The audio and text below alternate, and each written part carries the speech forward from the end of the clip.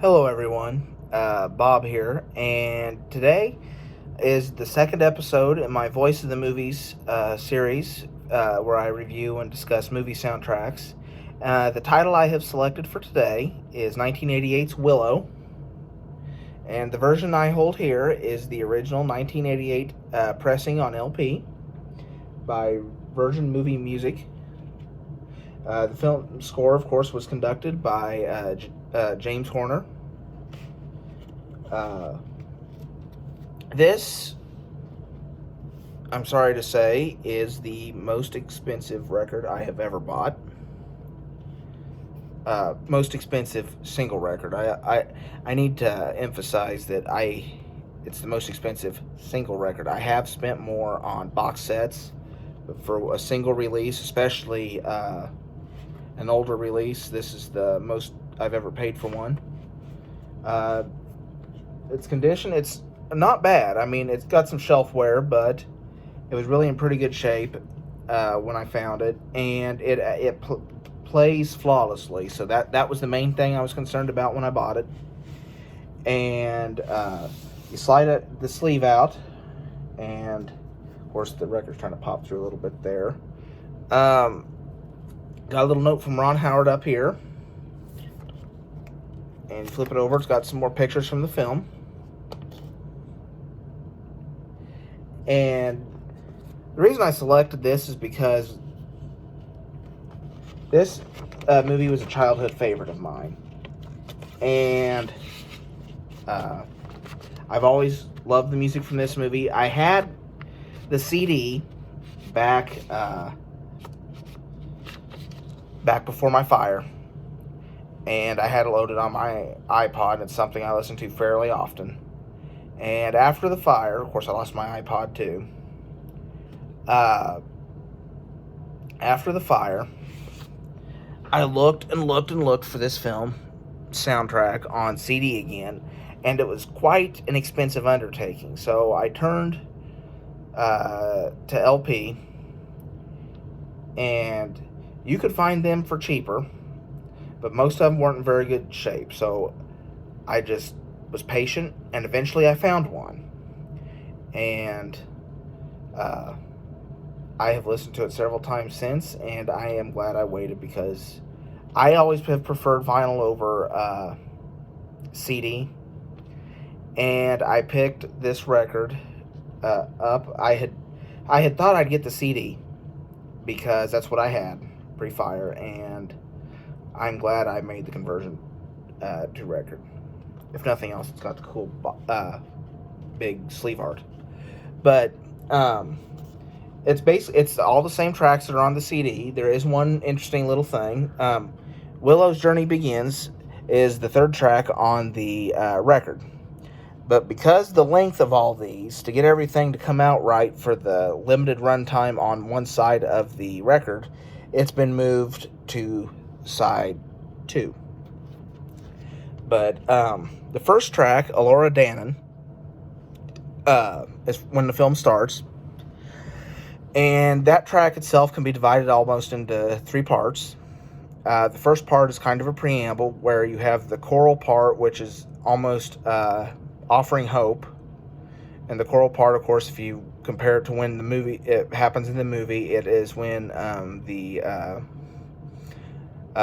opening paragraph, where it tells of the prophecy, and the child are on screen. And then it goes into more of a menacing part where Bavmorda comes in, and she realizes that that's the child from the prophecy.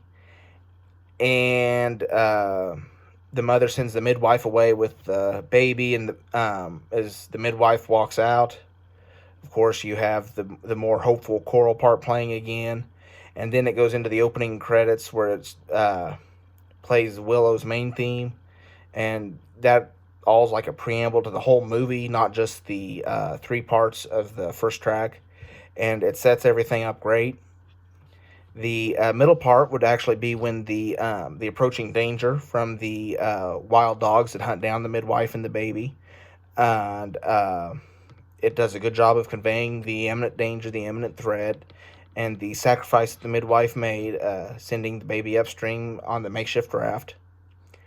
And then the track concludes with more of a hopeful, upbeat tempo when Willow's family finds the baby. The second track, Escape from the Tavern, is your typical, I don't want to say typical, but it is a track that's, it's basically a chase scene in the movie. And it is a good backdrop for the action set piece on the runaway, the horses pulling the wagon and being chased by Bavmorda's servants. Willow's journey begins, which is the third track, but it's moved to the end of the beginning of the second side, is amazing in its emotional range. At the beginning of the track is the part where Willow says goodbye to his wife as he leaves to go on this long journey. And it is a very tender and heartwarming, if not comforting, tune. And it goes right from that. It goes to where Willow and his traveling party are talking to the village elder, and they're discussing which way for the party to go. And of course, it's got that little comedic element about they're supposed to follow the bird, and the bird goes back to the village. He says, "Ignore the bird, follow the river." But it goes from that. Then it has some travel music and some action music. Then it goes back into the Willow's main theme, and then it goes back into danger. And it has such a range of emotion in just the 5 minutes that this track lasts, and it's the quintessential movie soundtrack track. Canyon of the Mazes is and Tir Asleen, or I'm not sure on the pronunciation of that. They're your typical, and again I use typical, but they're more the upbeat action backdrop songs. There's nothing wrong with them. They're just they're more, what I meant by that is they're more fun, more get you fired up for the action on screen type of thing, and they're very enjoyable. Of course, Willow's theme starts out with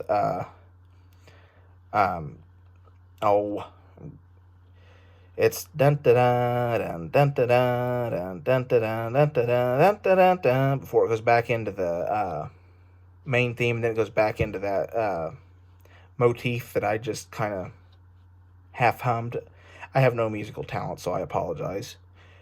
And Bavmorda's Spells Cast is a very long track. It's almost 20 minutes by itself, and it's kind of the same thing in terms of an actiony, build up to a final climactic battle.